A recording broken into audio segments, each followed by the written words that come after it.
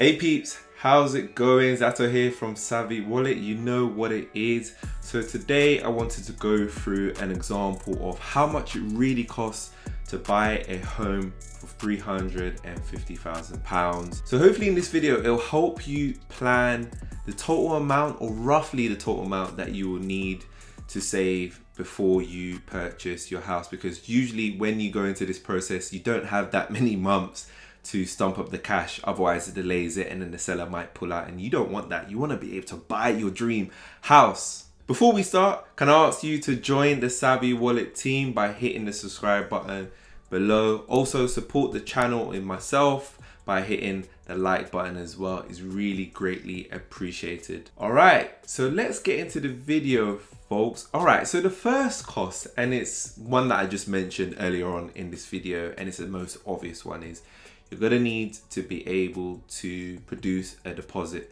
to the banks, and even rightly more so now during COVID. A lot of banks aren't even accepting 10%, but pre-COVID, the usual amount that you would have to save is about 10%. So in our example, £350,000 property, that would be about 35k. For first-time buyers, there were some banks as well allowing you to do 5% mortgages.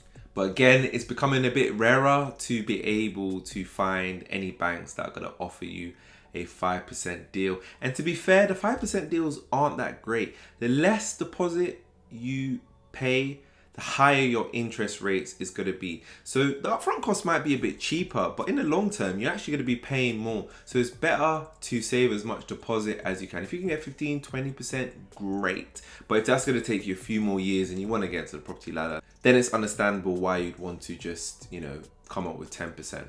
Now, moving on to the next thing. So it's actually going through the process of buying a property. Usually, before you can get a mortgage, you can find one yourself, but it's probably best to use a mortgage advisor because they can search for a varied amount of mortgage products for yourself and for your situation. And it's more likely that you're going to get approved because they will have the relationships with the banks. And usually, obviously, when you have somebody working for you, sometimes you may have to pay them. So some mortgage advisors don't charge a fee, whilst others will charge a mortgage broker fee of around £500.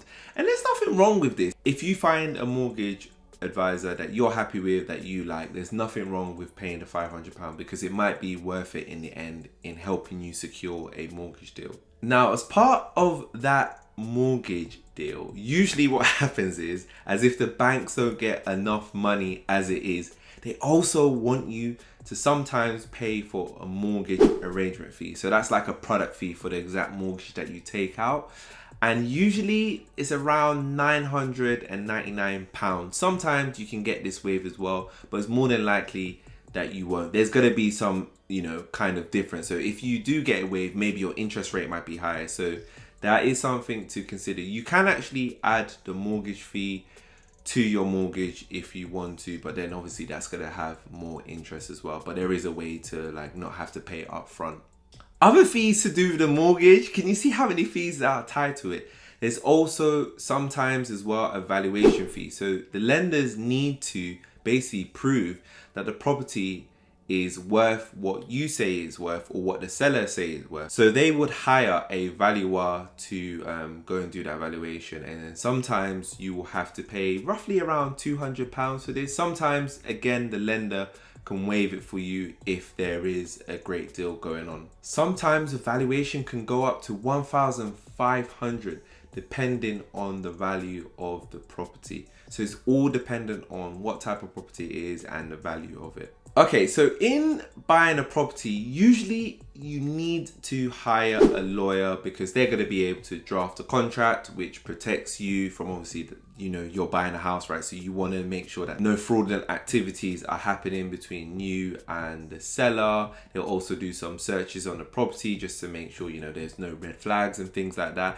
So the lawyer is there to protect your best interest. So it's ideal that you really have one. You can go without one, but do you know how risky that is? These are professionals who deal with this day in and day out. And if you're a first time buyer, definitely get a lawyer. So lawyer fees range from about £800 to about £1,500, depending on, you know, the law firm that you're using, what location they are in, and, you know, their experience and stuff like that. So when I bought my property, I had a law firm in Manchester, and I was okay with that because at the time I was traveling to and from Manchester on some days of the week. So I knew if I needed to go and see them, that I could just walk into the office. So it's really dependent on you. If you're happy to do things over the phone and email like most people do these days, then it's going to be cheaper for you. If you want that local service, then it might be a bit more expensive. Okay, also as part of buying a house, you don't have to do this. This is a completely optional cost, but it's fully recommended, is getting out a survey. Now there's different types of surveys. You can do a really basic one, but I always would say the full structural survey is worth its full weight in gold, because they can check for any sort of damages or anything in the house that needs to pay up before you exchange with the seller. The full structural survey usually ranges from about £250 to about £600. Now for my one, I paid in the £500 region, and it was so worth it because the surveyor managed to find something which cost £3,000 to repair. So imagine I didn't do a survey, I would have had a £3,000 bill on my hands, which I mitigated by doing this. So it's really worth its weight in gold, and it gives you peace of mind that somebody else has checked it just to make sure. It's you basically doing your own due diligence. Now sometimes you may also have to pay for a stamp duty as a first time buyer. There's a stamp duty holiday currently up until 2021 March, where up to £500,000 you do not pay any stamp duty, and I've got a video fully explaining that. If you want to know more about that, go and check out this video. I'll add it in the link above, and I'll add it in the description below as well. But usually over 500,000 there's going to be a cost of stamp duty that you have to pay, and that's depending on how much the value of the property is. So in our example, for 350k property, if you're a first time buyer or if you're moving house, you would not need to pay any stamp duty. So hey, we're in it, we're winning big. So when you move into a house, you're not gonna just move into an empty house and sleep on the floor. That would be terrible. So, you know, of course you're not gonna do that. So you're gonna need to furnish the house, and you're gonna wanna have lights, you're gonna wanna have a bed, you're gonna want a wardrobe, you're gonna wanna have a sofa, you're gonna wanna kit out your kitchen, your garden, whatever it is that you wanna do. And this cost is really down to how cheap or expensive you wanna be. You could be really cheap and go and get free furniture from Gumtree and probably spend like maybe a maximum of 1,000, or you can be really suave and really expensive and spend up to 20 grand, get chandeliers all around the house and stuff like that. So the furniture cost is really dependent on you and your taste. Now I've got bad news.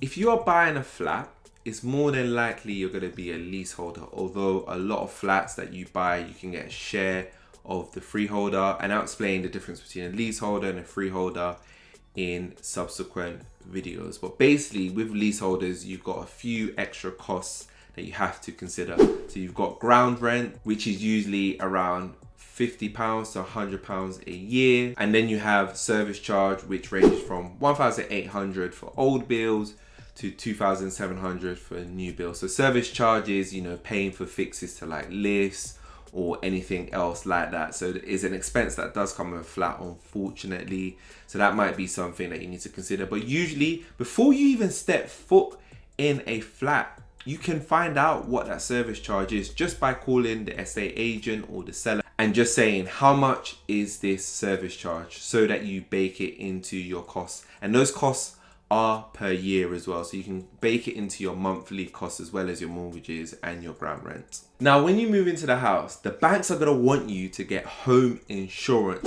because they're protecting their investments at the end of the day. So insurance will protect your property from flooding, fire, accidental damage, or anything like that, right? And usually the cost is depending on the value of the property as well, whether it's located close to water. They're going to ask you all these questions, usually between 20, 30, 40, or £50. So it's really dependent on that. And then finally, the final cost, we've gone through so many costs, is moving van. So if you're lucky and you've got to pack a light bag and you've got no furniture to move, you might not have to even pay for a moving van. But if you're unlucky like me, who was renting an apartment before I moved out and I had all this furniture to move, moving vans can usually range between 300 to 600 pounds, although I got mine for cheaper. So you can shop around.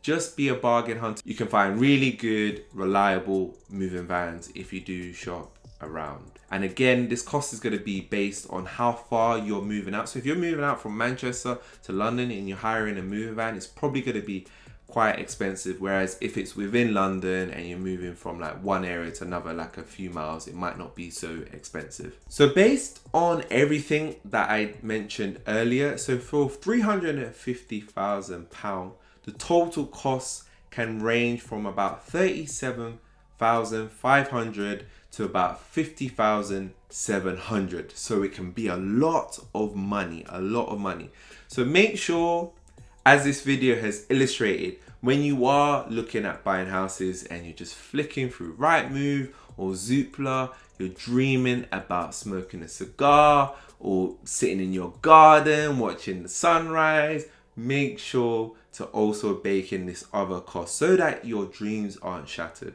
Trust me, because as you go through this process, you don't have that much time, as I mentioned earlier, to pay up some of these costs. For lawyers, you have to pay them up front. You have to at least pay them a deposit.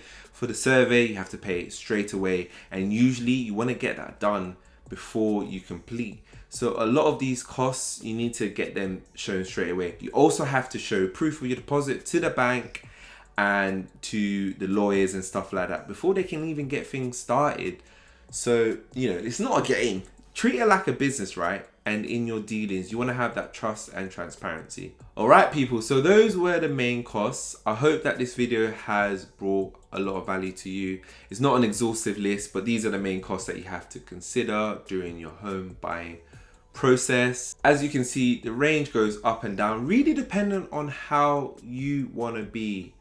Basically, especially on like the furniture, the survey, the mortgage advisor. If you really want to shop down, you can bring your costs down. As always, why not join the Savvy Wallet team by hitting the subscribe button below and also hitting the like button. Comment below to let me know what you think about the costs, whether you've baked these costs into your budget. And also, I don't know what the weather's like actually on Friday when you're going to be watching this, as I'm recording this earlier because I'm going to be on holiday. So hopefully the weather is great and I hope you enjoy the weekend. We'll see you later.